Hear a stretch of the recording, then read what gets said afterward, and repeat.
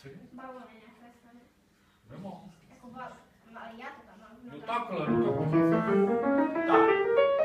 A právě ti chci říct, Kubo, jestli bys uměl, teď ukážeme, jestli máš strach nebo nemáš.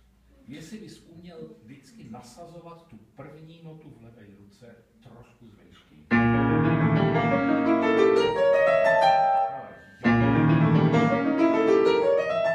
Takhle.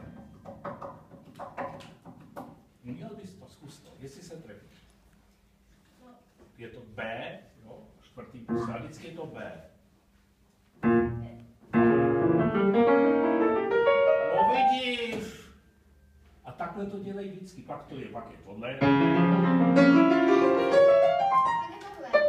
No to já vím, tam není žádný čtvrtý prst. No, já mluvím o tom, že to máš takhle, pak máš tohle. Tak pojď, teď to hraj celý a všechny tyhle z tý a vždycky tam, jako kdyby si to chtěl dirigovat. Teď. Pojď.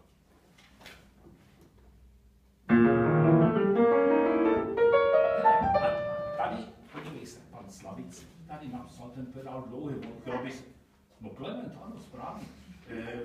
Tak, a napsal tady pedál až sem, dívej. A tady ho pustíš. Tohle to znamená, že ho pustíš. A tohle znamená, že ho vlemeš. No to mě učí, že tam je takhle a kde to končí, tak takhle. No, jasně. No, tak takhle to udělej. Když to ty seš teoretik, ty to všecko umíš, ale udělej to v praxi.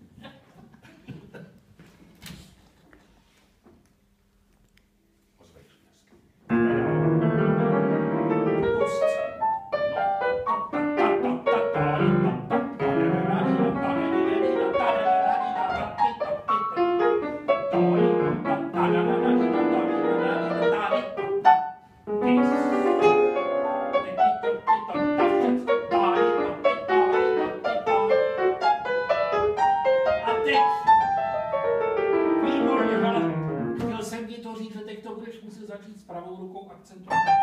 A ty jsi to udělal, aniž jsem ti to řekl. To jsi teda fakt dobrý. Nevím, o čem mluvíš, ale to... Nevím. O tomhle. Jo, že na začátku začíná levá ruka a proto musí levá ruka zvýšit. A odsaď začíná vždycky pravá ruka a musí pravá zvýšit. A to je dobře, že si nevěděl, o čem mluví, ale hlavně, že jsi to dělal správně. To znamená, že to cítíš. A to je mi milejší, než kdyby si jenom poslouchal. Tak, pojď to vzít odsaď. Umíš to, jo? Dobře. My tomu říkáme vodopád. To je, no tak asi jo.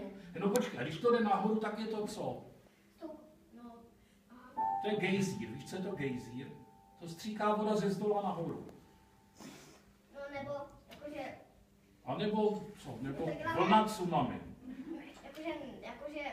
A pak ho pustíme z kopce. A zase dobrý. Tak a teď zkus ten vodopád, jo?